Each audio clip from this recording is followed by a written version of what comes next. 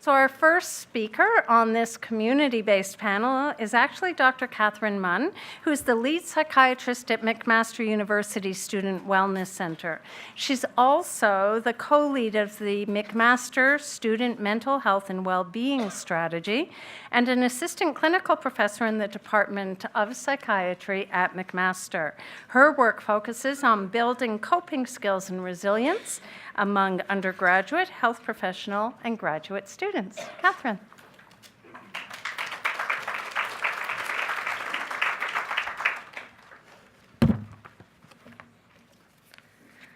Alrighty, so I will have to skip through a few of my slides, so if there's something that catches your eye, perhaps we'll have a chance to talk about it later. It's my pleasure to be here today talking in front of such a vibrant group of women of all ages and in a place that really supports the work of women and has so many women leaders who are breaking the glass ceiling all over the place. So it's really my privilege to be here all the way from Hamilton. So this is a slide really, I'm going to do something a little different since I'm part of the community panel today. I feel like that gives me privilege to do something that I don't normally do, which is to share a little bit more about myself, which as a psychiatrist and a doctor we don't usually do much of. But anyway, I'm going to put myself out there a little bit. This is a slide, first of all, to acknowledge the privilege that I have as a white woman growing up in a middle-class family in Canada with a lot of privilege that I was afforded by being exposed to good public schools and then university for as long as I could stay there until they said, you really got to get out there and work now. So a familiar role for me has been my role as a student. And I started as a student at a young age because I was a very shy, believe it or not, but shy and curious child who would prefer to spend her time with books rather than talking to other people. And so I spent a lot of time in my early years and my teenage years learning about other people and their worlds outside of my own body, my own mind, my own neighborhood and family, and reading a lot of all different types of things that really taught me a lot about the world we live in Canada and much more distantly. And I really do think that books are a way that we can battle stigma, like the many other things we'll talk about today. But there are so many ways, books, film, art, there are so many ways that we can battle stigma different than just providing care or building the evidence base, all of which are extremely important. This slide is talking about some of my other teachers, and of course some of these teachers are authors.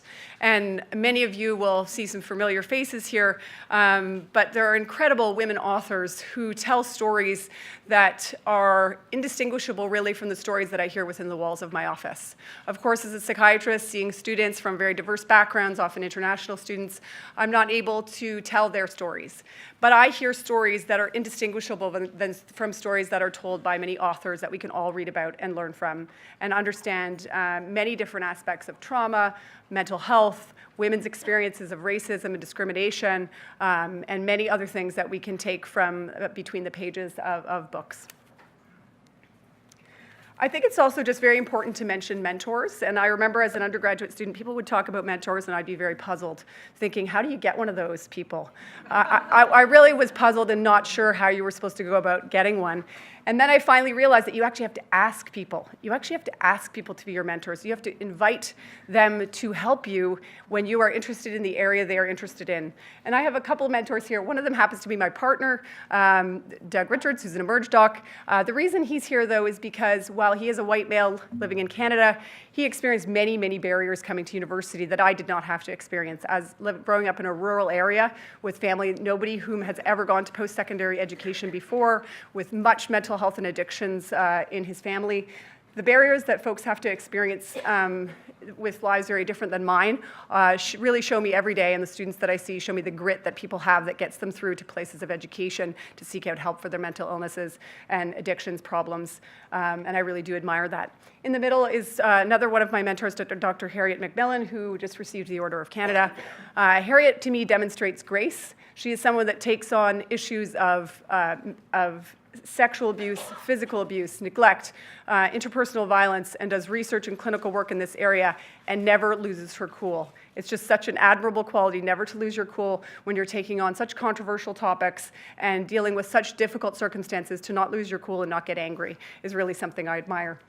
And the other person I would put out is Dr. Nick Cates. He's the chair of our Department of Psychiatry. He's somebody who's sort of the father of collaborative care in psychiatry in Canada. He has taught us all about how we need to move our systems of care closer to people and where they want them. And much like as some of our previous speakers were talking about, moving the care in terms of psychiatry and family and counseling right into primary care and family medicine, instead of having people have to come out of their communities and out of their home environments to seek out care. Uh-oh. So this is a little bit about challenges. Of course, there are many barriers and challenges for women, and you may not be able to read all the little things on that slide, things like how much did you, your clothing is distracting the boys, calm down, what were you wearing? These are the many sort of microaggressions, the small barriers that women have to face every day in their workplaces and everywhere they go. We do know that women in particular face mental health challenges that are distinct from men. For example, in the area of postpartum issues, we know, especially in developing countries, at even higher rates, women suffer from postpartum and peripartum disorders, and it's very, very difficult for them to access treatment. This has profound implications for their children, who can go on to develop failure to thrive and other challenges in their lives. That's just one area of barrier. We know that, of course, women in North America face rates of anxiety and depression that are much higher than do men. But something we really need to think about is that they are much more likely to seek help. And that's something very important that women have as a protective factor. So they are much less likely to commit suicide because they are, in part, because they may be more likely to seek help. And I think that's a really important area for us to understand more about. Eating disorders, as the other part of this slide refers to, is of course another very gendered psychiatric disorder, and it is the most fatal psychiatric disorder that we have. 10% of women with anorexia nervosa will die within 10 years of diagnosis. It is really shocking to me that still in this day and age we have women dying on waiting lists, particularly in rural areas, to get treatment for mental illnesses that we've known about for decades. And I don't think that's an accident or a coincidence. I think that's a lack of systemic attention to the issues that women face and the stigma that we face, not only as women who may have eating disorders, but also as providers of care to women who treat many women with eating disorders. So hopefully that speaks a little bit to some of the social determinants of mental health that other folks have mentioned. I wanted to talk very briefly. I wondered how many, by show of hands, how many people in the audience have ever heard of the Adverse Childhood Experiences Survey? Oh, wonderful. That's so awesome. Sometimes when I talk about this, nobody's ever heard of it. So I think this is actually a really imperative study for us all to be aware of and speaks to some of the issues that we all face in our lives and in our workplaces. So this study was conducted almost 20 years ago now in the US in a large middle-income American men and women in an HMO in primary care. And essentially, the authors went in and they asked people about their experiences of various childhood exposures. So physical, emotional, or sexual abuse, physical or emotional neglect, household dysfunction in the form of mental illness, did you have an incarcerated relative, was your mother treated violently, did you have substance use in your immediate family, or did you have divorce in your immediate family? Why is this important? So first of all, what they found out in this very middle-income folks with insurance in the US, they found out that only 36% of folks had 0 of those exposures. 26% had 1, 16% had 2, 9.5% had 3 exposures, and 12.5% had 4 or more of those exposures during their childhood. Women were much more likely to have 3 or 4 exposures than were men, so much more likely to have multiple exposures to things that we might consider adverse childhood experiences. Why is this important? This is important because we know that they went on to look at how does this influence behavior. And they looked at a number of all of these different behaviors up here. And what they found is that there was a dose-response curve. So the more exposure you had to those 9 situations, the more likely you were to suffer from these various conditions that range all the way from lack of physical activity to COPD to suicide attempts to depression to diabetes. So we know that those adverse childhood experiences directly impact people's behavior and their mental health as adults in a dose-response manner. So if we think, for example, about the problem of intravenous drug use, we have an opioid problem and a crisis in Canada, which we are not adequately attending to. We can see that as your number of adverse childhood experiences increases, you are more likely to be have an intravenous drug use problem. We know also in terms of life expectancy, if you had no exposures to adverse childhood experiences, you live 20 years longer than if you had 6 adverse childhood exposures. I think this is very important because this is part of the way we can battle stigma through understanding the research and understanding what we already know. And how can we blame people if we understand that the reasons why, in some cases, they've ended up where they have ended up, in addition to genetics and biology and all these other factors, is because of experiences they had as children. And there was nothing at all that they could do about that. That just happened to them by virtue of the family and the neighborhood that they grew up in. So I think this is an extraordinarily important study for pretty everybody to understand, and for us to look at. Also, perhaps we need to be looking at what are the positive childhood experiences? What are those, and people are starting to look at this, what are the things that people experience in childhood that really protects them and gives them resilience from life's challenges and that reduces the risk of those various conditions and various health behaviors. And I don't really have time to talk about mechanisms, but so brain development. I'm jumping a little bit around the place, all over the place. I think because I only have 5 minutes left.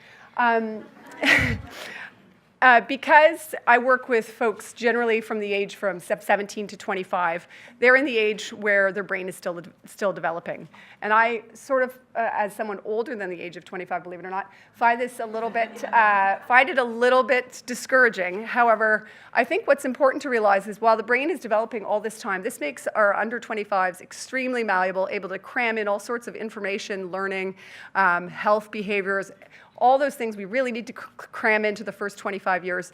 As we get beyond 25 years, we can still influence our brains.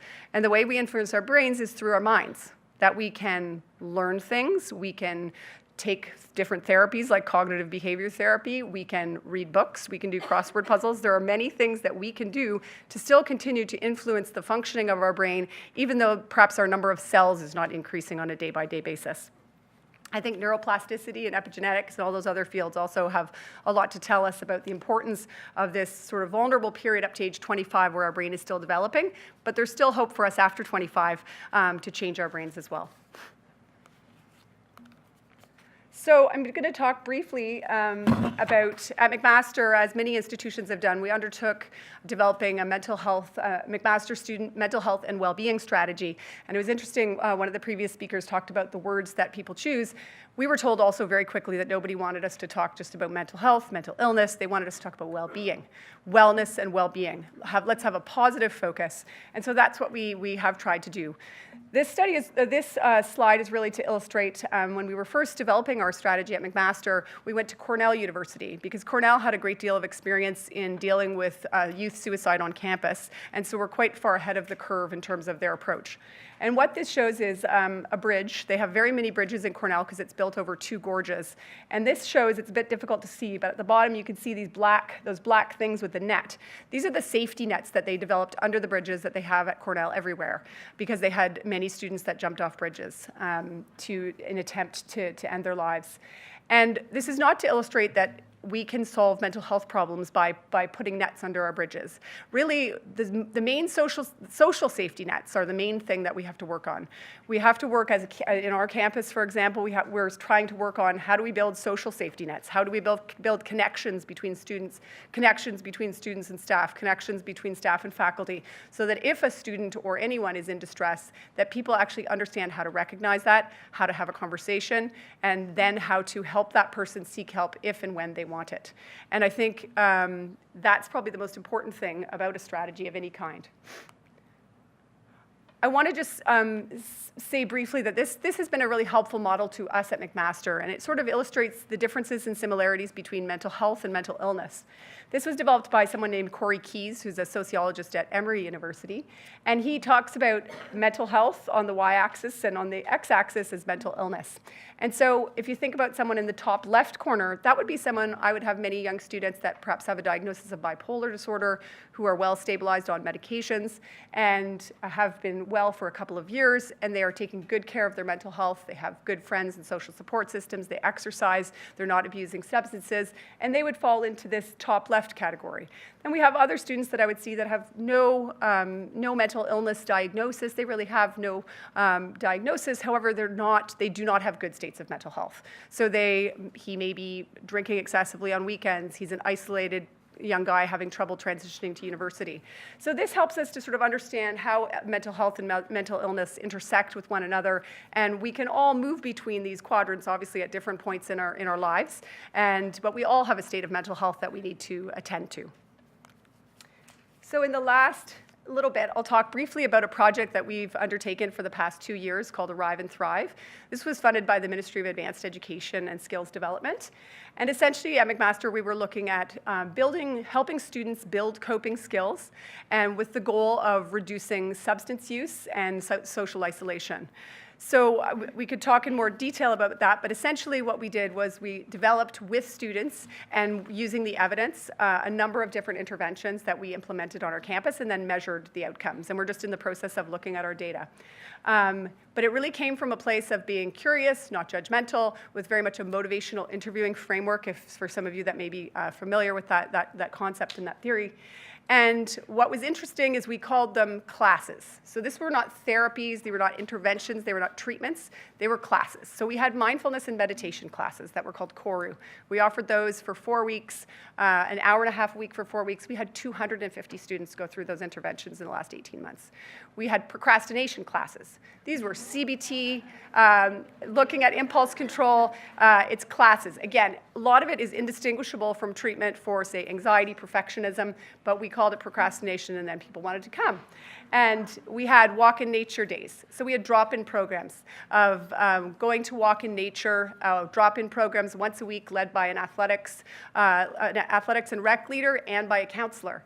And surprise, surprise, what happened on those walks is people would actually talk about their problems. And then they would say, well, where would I go for help if I had this kind of problem? And the counselor would say, well, you could go here. And surprise, surprise, a lot of them sought help as a result. So they were gateway programs into for some people. For others, they're just a way of coping and a way of connecting with other people and burning off a little bit of stress.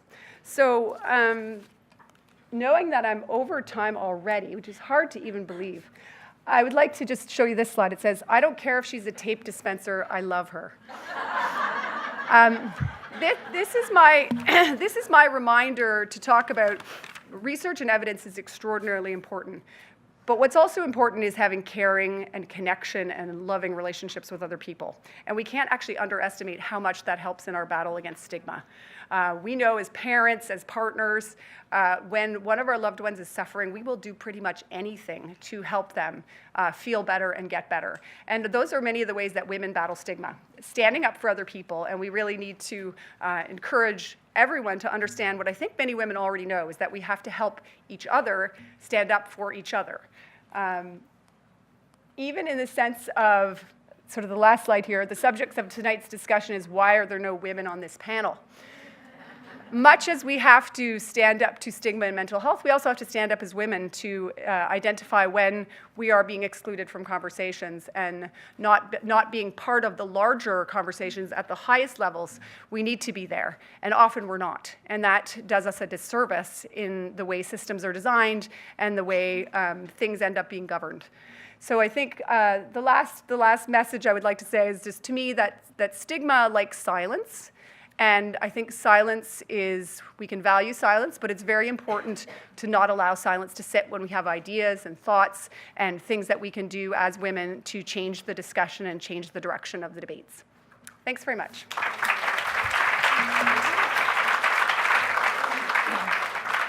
Oh, Catherine, thank you so much for your grit, grace, and generosity in joining us here today, and for helping us to set the stage for thinking about the community's role in addressing stigma.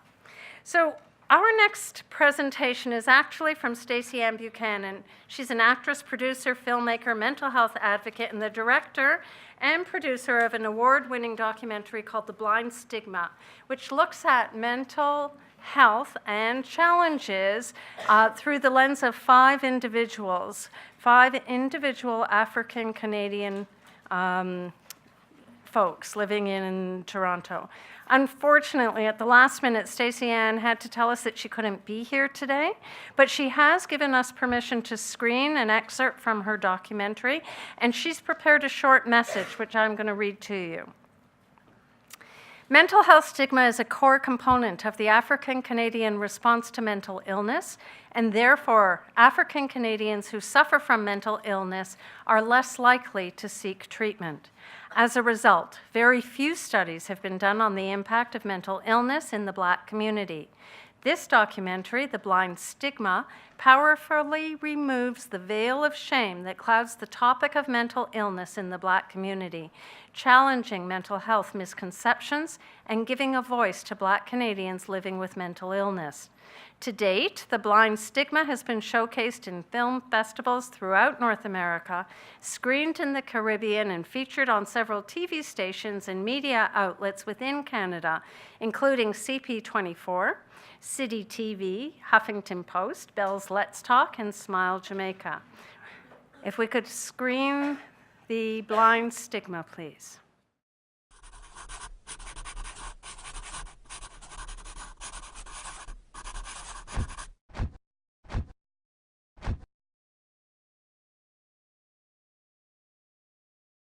So growing up, I struggled a lot with depression and anxiety and an eating disorder. I think why it's hard for me to talk about just struggling with body image and being at a point where I was actually taking diuretics, trying to starve myself. In the Black community, you say eating disorder and people just think, no, that's not a Black girl thing, that doesn't happen. And that's totally not the case, because my 16-year-old self would totally not agree with that. You know, growing up as a young person without a father figure, you never know where your niche is in this world. So, like, not knowing your niche, you know what I mean, not being able to find good employment because your address or with the way you look, the way you talk, the way you dress, it could like bury some people if you're not strong-minded. High school were pretty much the worst years of my life. And this is where my mental illness really began to take form. In grade 9, my freshman year, when most kids were having the time of their lives, I was crying myself to sleep most nights and waking up pretty much every day hoping to die because of the drama that followed me around everywhere. When I was 17, I got pregnant by my boyfriend, who also impregnated 2 other girls in our school. I had an abortion. I chose to take this step because I knew the drama that was going to continue to follow me, and that particular experience has haunted me for most of my life, even until today. My roommate at the time, she said to me one day, "I think you have anxiety." And I went into my room and I thought to myself, anxiety?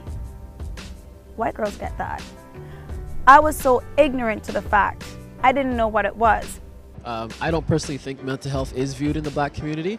For the most part, there's a stigma, I think, that if you're strong enough and apply enough of your mental faculties, that it's not a real thing. I don't think it's recognized really in the Black community. I don't think people really talk about it much. Myself being African, a lot of people take mental health and turn it into things that it really isn't. I think there is, first of all, an overall stigma regarding mental health. Mental health is seen as, in the Black community in particular, I would say as a silent killer. It's something that we don't acknowledge. I think it's also something that we try to keep hidden. Mental health has not been talked about in our community. You try to talk to one of your homies about mental health, they look at you like, dog, you getting soft on me? Like, I see other communities, they come together, they discuss, they move forward, you know what I mean? But with us, it's just like, man, this dude's soft right here, you know? Like, let's shun him. I feel like there's a lot of misconceptions and a lot of fear of tackling the topic. I think that it's one of those things that is still taboo, unfortunately, and I really wish that it wasn't. Whenever I went to an adult and told them that I was going through depression, they would say, "You don't have any bills, you don't have any responsibilities, what could you possibly be depressed about?" And they would look at me as if I was insane. They would look at me as if, you're just a kid, like, what do you have to stress over? And I don't think that's fair, because we're going through our own struggles just like they're going through their struggles. I feel like the Black community, my community, we're so scared to take that step, to go see a counselor, to go see someone about it. You're not alone, you're not alone. There's so many more going through what you do. You're not alone, you're not alone. Wish you knew that there's someone here to help you. You're not alone, no, you're not alone. You're not alone, no, you're not alone. Suffering silently, fighting a battle she can't see. No, no, fire inside, burning to get out. So many thanks to Stacey M for sharing that. And I'd like to inform you that that is a very short clip of what is actually a longer film that will be shown in its entirety via Facebook on Saturday, May 27th at 11 a.m. And she will be online and available to answer your questions after the screening of The Blind Stigma on that date. So unfortunately, she's not here to speak to it today, but there is an opportunity. For our final presentation, we have two guest speakers joining us, Megan Yuri-Young and Vasiliki Marapas. They are the co-founders of the SAD Collective, an online community and a mental health initiative geared towards challenging assumptions and raising awareness about mental health and stigma. They were recently profiled by the CBC, and the SAD Collective blog has featured conversations with people from across the GTA about their experiences with mental health. Please join me in welcoming them.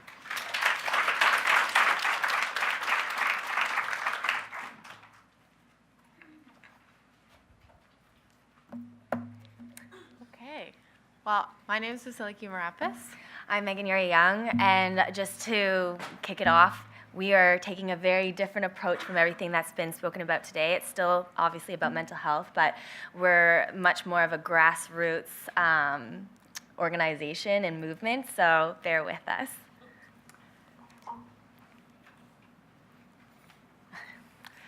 So we've obviously all experienced sad feelings, and we've had bad days. And today we're going to pose the question, what if instead of suffering in silence and suffering alone, we came together during those moments? And what would the social repercussions look like if instead of condemning and shaming those feelings, if we welcomed them, celebrated them, and supported one another through them? So that's how we came to be the SAD Collective, which is a mental health initiative and community dedicated to raising awareness, starting conversations, and creating a safe space for emotional expression. Just to give you a little bit of background on our origin story, Megan and I first met at work. So we were colleagues at a market research firm, and we bonded over the fact that we both grew up wanting to be writers. And while our job description did involve some writing, it wasn't the creative direction that we thought we'd be in at this point in our careers. And about a year or two in to our friendship and our working relationship, we kind of went through some personal tragedy around the same time. So speaking personally, I was going through a bad breakup. Very cliche, I know, but I arrived at work every day, and there was this expectation for me to be doing well, for me to be feeling fine when people asked how I was doing, and I just couldn't deliver on that expectation at this time. Specifically, I was crying all the time.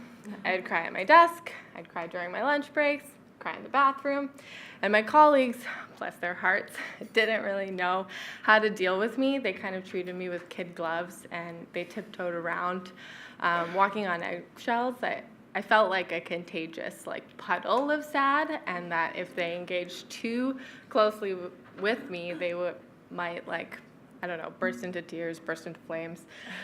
So I was kind of going through something similar. I was actually in the process of separating from my husband at the time. I'm a lot older than I look.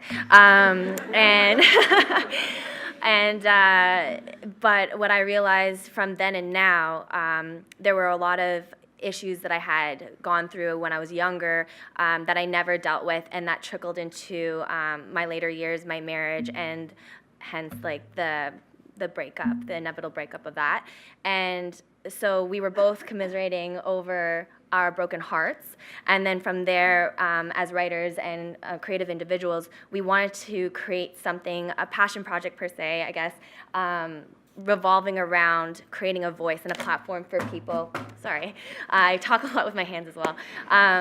That normalize what we were going through, and since we're not experts in this field, we definitely took more of a mental health standpoint, because not everyone might suffer from mental illness, but everyone has mental health.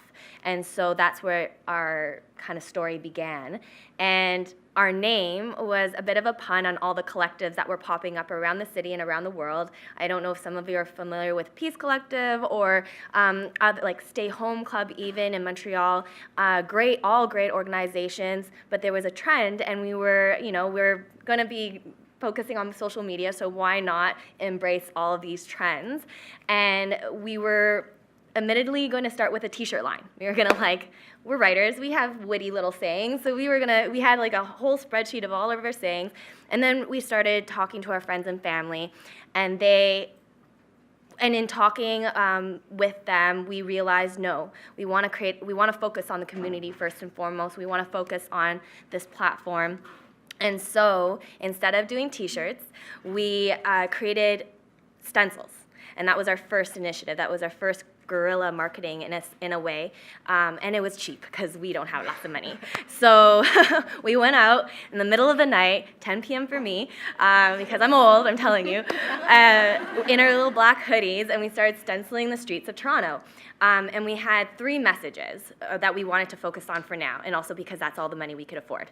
So the first one is, as I don't even really need to go into it too much, as Vaz talked about, the idea that it's okay not to be okay. And in fact, the caption, so this is actually one of our followers, our community members in Toronto, who captured this, and she, Jillian, wrote in the caption, which really captures what we were trying to accomplish with this in such a short, like one sentence: if you can't keep your head up, at least the ground reminds you to.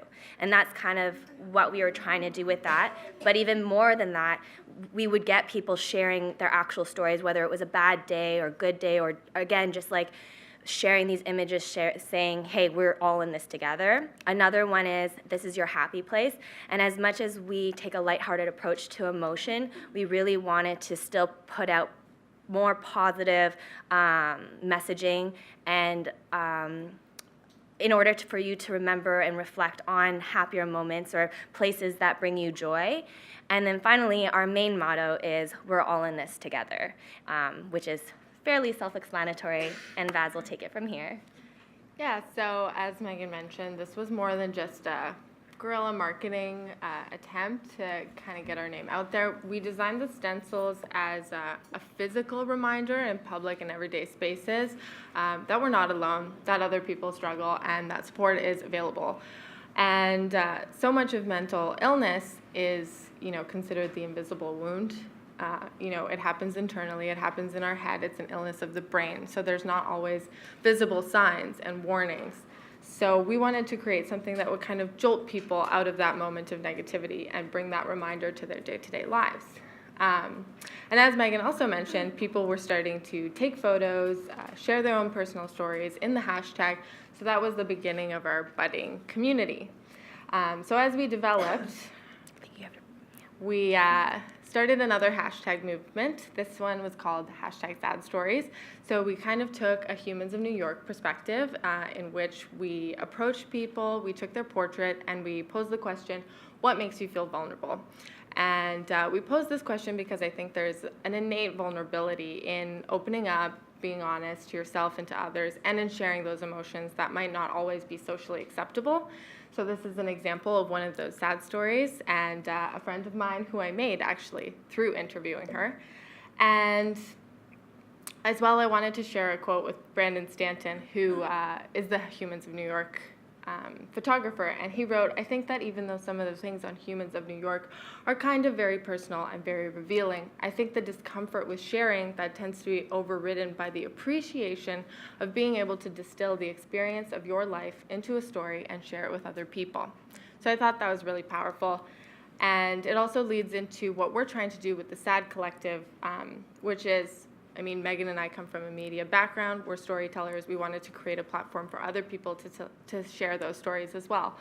As well, so much of what we hear about mental health and mental illness comes from a medical standpoint, and that's, I think, because we only hear about it when we're reaching a breaking point. So we're not engaging with it in the day-to-day. We're not exchanging those stories. We're not revealing those emotions, and that culminates to, you know, when people don't seek treatment and reach that breaking point. So we want to bring it back to the feelings perspective in the community, in the day-to-day. Yeah, and just normalizing it that way. And also, one of the next initiatives that we did as we kind of went into our second year of running the SAD Collective was introducing a column called Dear Aunt Agony. And I don't know if some of you might be familiar with the term, but it kind of harks back to old British advice columns. And we kind of like the idea of agony because that tends to be what some of us go through when we're internalizing everything and not letting it come out. And so we approached Ashley Falco, who is a registered psychotherapist, and since neither of us are experts and we never claim to be, we wanted to bring someone in with a little bit more experience and have them interact with our community on that level. And it's just more baby steps. Like if we are able to provide people with a tool that's a little bit more accessible, anonymous as well, that can get them comfortable talking about their feelings, and maybe even seeing what it's like to get advice from an objective perspective, then maybe again it'll kind of push them to seek more professional help. And another way through that is kind of actually, I don't know if she's still here, Simone was talking about her move-in project, or not project, but let's just leave it as project. And BetterHelp and Tranquil are also two other examples of online services that provide privacy, effectiveness, and affordability for those who are seeking therapeutic help but aren't comfortable necessarily going through the traditional process of finding a therapist or finding a psychologist or a social worker. I actually did the Tranquil. I went through the process, and it's incredible. Like, I like talking though, and I'm very open, and I talk about my feelings all the time. So I'm not sure exactly how others would respond, but I still think it's a next step to bridging the gap between individuals and therapy. So I wanted to also talk about a little bit about the importance of aesthetic. So obviously we are a social media movement, and we originated our platform largely on Instagram. So a large part of mental illness and mental health historically has been really scary and really ugly, and something that people want to turn away from. And so one of our goals with the SAD Collective was creating something that was approachable and relatable, that people would want to connect with and be part of. But we also run the risk of glamorizing mental illness and mental health, so that's something that we have to stay aware of and stay cognizant of. Whilst inviting people to be a part of our community and not falling into those dangerous tropes, the tortured artist, the addict, etc. So I wanted to talk also a little bit about some of the social media movements and how there are ups and downs, obviously. One of those movements, one of the biggest ones that we've experienced in our lifetime, is the selfie. So we all know what that is. We've all probably taken one. And when it came about, a lot of the response to the selfie was criticism and backlash, and psychologists wondering whether we're becoming a generation of super narcissists. And that really ignores a lot of the complexity and potential for the selfie as a tool of self-care. It can be so much more than just taking a photo of oneself. It can be a political tool, a sociocultural tool, a feminist tool. It can be a point of self-empowerment or identity renegotiation, especially for women whose body themselves is a site of oppression. And feelings in general have been associated with the feminine sphere of the world, and that has been implicitly negative as well. The exception to that being women as nurturers and women as caregivers. But when we turn that care and that empathy inward, it becomes an almost radical act. So that was one of the things I found interesting. And of course, social media lends a voice to the marginalized, the misrepresented, the underrepresented. So as we heard earlier today, there's so much work to be done in the mental health sphere and community to properly address all the different types of mental health experienced by various cultures. And I think social media is one of those tools that can at least move it a little bit further and faster along the way. And just a quick note about memes. We don't make them, but we always like to approach the SAD Collective with a little bit of humor and a little bit of irony. So meme culture, though, has grown so much, and we really appreciate the use of such a condensed format in making such a big political and cultural statement. And sometimes, just as like talking about memes, sometimes people don't have the language to speak about what they're going through or understand exactly, and when they see a meme in their stream or on Facebook or something, they recognize something within that, and again, it might seem so trivial on a medical or academic scale, but when it comes to relatability and an everyday tool, it's so incredible to see how powerful something like humor and can have on the mental health community. But of course, as with everything, there is a dark side, and so Megan will speak a little bit about obsessive curation and the cult of optimism. So essentially, Vaz and I worked together, and probably a year before she left our last job, I left and became an influencer. I use that term very loosely because I identify more as a writer, but I took pretty photos, I had a certain look, I had a certain voice that people found relatable, that people wanted to follow, and I fell into a trap of finding validation within others. And I think the SAD Collective really revved up when I started I personally needed an outlet, and somewhere within this kind of dark industry where we just constantly compare ourselves to each other or just feel like we're lacking, or we start to almost believe our highlight reel and put the dark thoughts that we have to the side and not take care of those emotions. I started to need an outlet and need something that almost informed me and told me it's okay to be real, it's okay to be authentic, it's okay to talk about what's going on. And actually, yesterday I was going through a bit of a bad moment. I got a knock on the door because I've been avoiding divorce papers, and there was a guy there just handing me court documents, and I tweeted about it. I didn't tweet about that, I just tweeted about needing a heart transplant because I was like, my heart was like breaking in a million pieces, and I was sitting there and happened to go into my direct messages. I was listening to everyone's presentation, I just clicked on it, and it was someone just telling me, you know, I'm here with you, you're gonna be okay, we're not all alone, or you're not alone, sorry, and she was repeating the words that we preach, and I just thought that's what I needed, and that's why I shared it. I didn't exactly share the details, but I shared kind of a moment, and I got that sense, that community coming back to me. So although there's a dark side to social media and we can frown upon it and we can roll our eyes at it, the SAD Collective can show, and other movement, there's so many. Instagram actually just did a montage to mental health for May, and there's like End the Stigma hashtag, and there's other great, incredible, huge movements on mental health showing that this medium can actually make a difference. And I think we're out of time, so thank you very much for listening.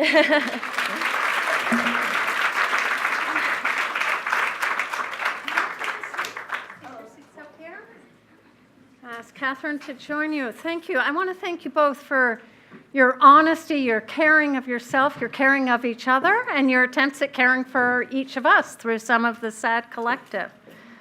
So I actually do have a question that is just going to kind of follow up on that dark side, and I wanted to ask you whether you have found or have encountered a downside to being public and to being a public face around mental health challenges and disclosure. I would say the SAD Collective has yet to have any true criticism. We're very vocal on taking it slowly. Because we're not experts and our experience is limited to mental health, not mental illness, we take things so slowly, and we're always saying that we're going to expand, but we're going to expand carefully, and we're going to expand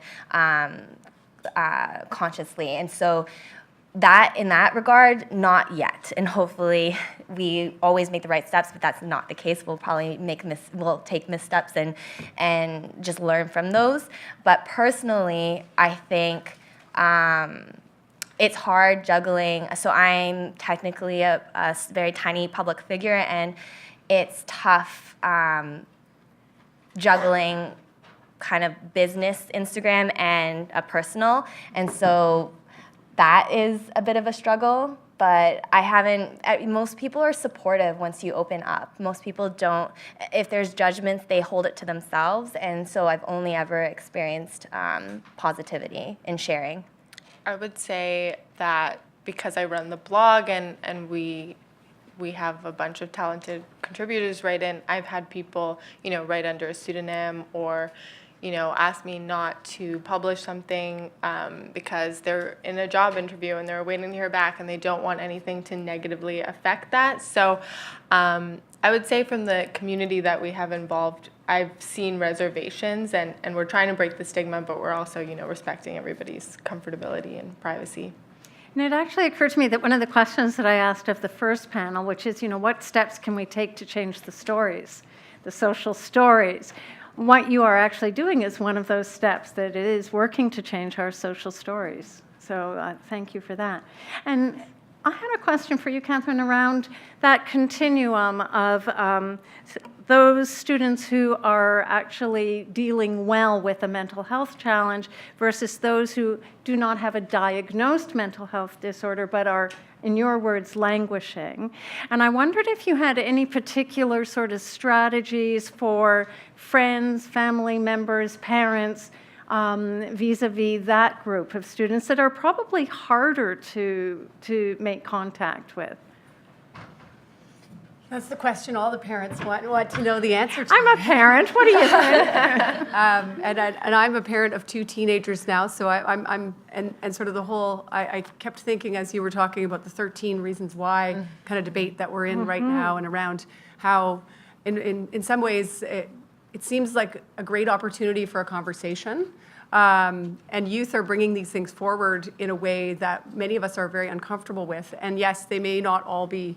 It may not all be good, but I think what those opportunities afford us is a chance to have conversations with our kids, whether they be adult kids or teenage kids or little kids, about emotions and about difficult emotions and the importance of sharing difficult emotions with one another, which I think is sort of the message of the SAD Collective, which I so appreciate, is that in North American culture, really there's this emphasis on being so positive. And even some of the mental health, the strategies and the groups that address mental health stigma fall into this sort of uber positive, let's get on board, and that has its place.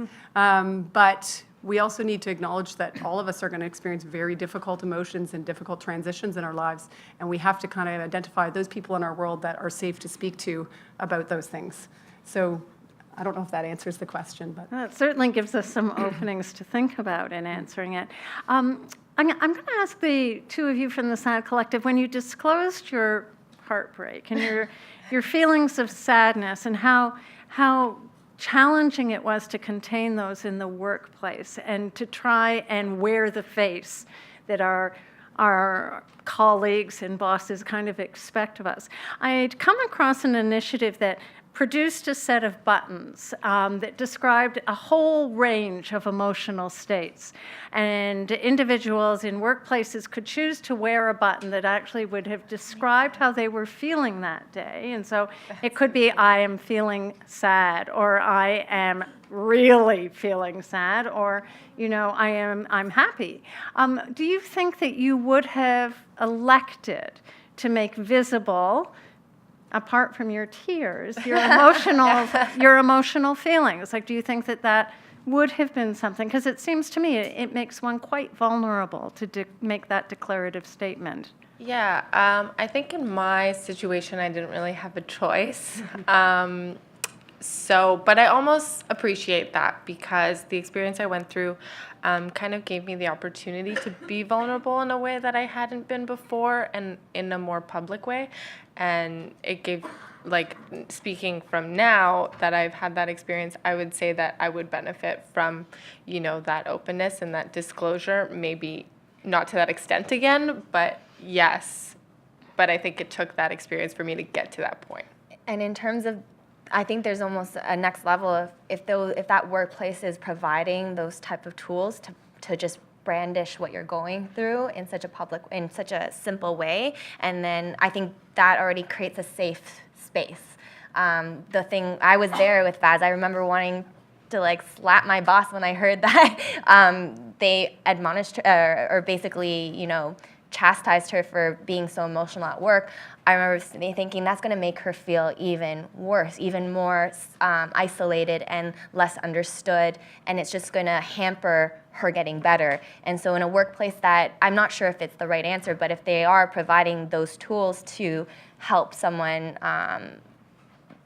show what they're going through, I think that actually is a good thing.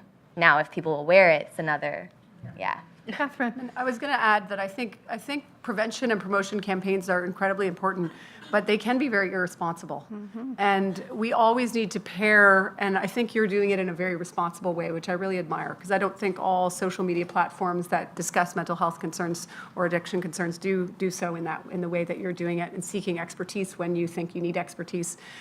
We need to make sure that when we start encouraging people to come forward and share what they need to share, that we offer them safe spaces to then seek out help if they have issues that are bigger than the platform that they've sought out to help them with those. And often we don't, and especially in the way our system is funded, we have sort of intervention over here and prevention and promotion over here with these tiny little budgets, and then we don't have much in the middle there that is more accessible, that people can, young people especially, can access and feel comfortable to access. So I think we have a responsibility whenever we go out there and encourage people to talk and to disclose. We have to actually have care ready for them. And I think, yeah, it's very much working together, because one of the other things, we had a slide saying that the future, and one of it is not only taking stuff offline, but also providing tools. So yes, we're a media company, but there are people reading us who are identifying with what we're writing or what we're sharing, and so we want them to seek help where they can. And so, I mean, it might be as simple as a resource page, or maybe even an official partnership with one of these online therapy tools and organizations. But it is being just very aware that we're not here for publicity. We're not here for anything other than just helping and providing a platform. And so when we think from the community perspective, and it all comes back to listening, it's just like, what do you need? What can we provide?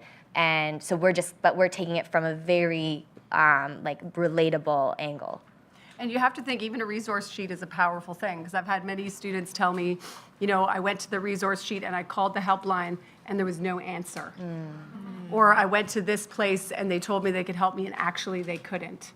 We have to be very honest about what we can actually provide to youth, especially. Youth are very intolerant for good reason of when we say we're going to do something and then we actually don't do it.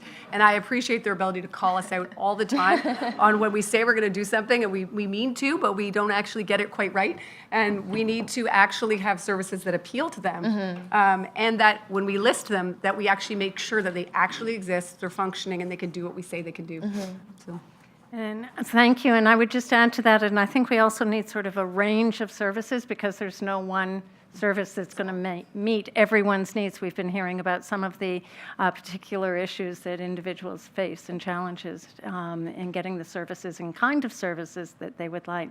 So I think we can now open up the floor to questions.